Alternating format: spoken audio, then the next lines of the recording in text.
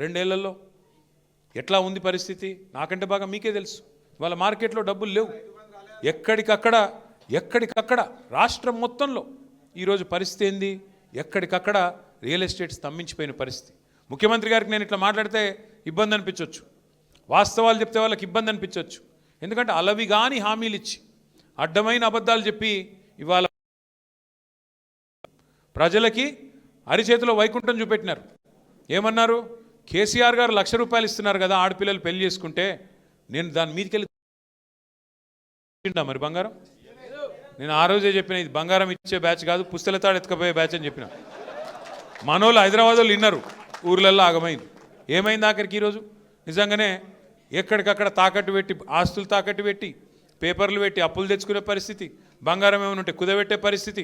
ఇలా మళ్ళొకసారి ఆ పరిస్థితి వచ్చింది. రేవంత్ రెడ్డి గారు కాకపోతే నిజాయితీ గల్లోడు, ఆయన చాలా నిజాయితీ గల్ల మోసగాడు. ఆయన నిజం చెప్పిండు, వెనకటి రోజులు మళ్ళా తెస్తా అని చెప్పిండు.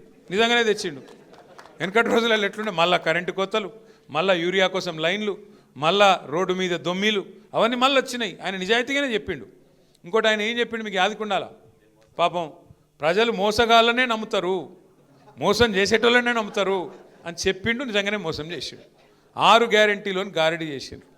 6 గ్యారెంటీలు మా రాహుల్ గాంధీ చెప్తున్నాడు, మా సోనియా గాంధీ చెప్తున్నది అని రాహుల్ గాంధీ మీద ఒట్టు పెట్టిండు, సోనియా గాంధీ మీద ఒట్టు పెట్టిండు, దేవుళ్ళ మీద ఒట్టు పెట్టిండు. ఆఖరికి ఇంతమంది మీద ఒట్లు పెడితే నిజంగానే జనం నమ్మిండ్రు.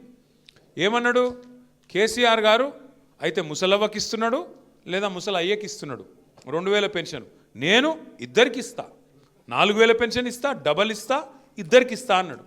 ఆఖరికి ఆ ముసలోళ్ళకు కూడా మోసం చేసి 4,000 పెన్షన్ దేవుడెరుగు, ఆ 2,000 పెన్షన్ కూడా 2 నెలలకు కొట్టిండు అవకాశం.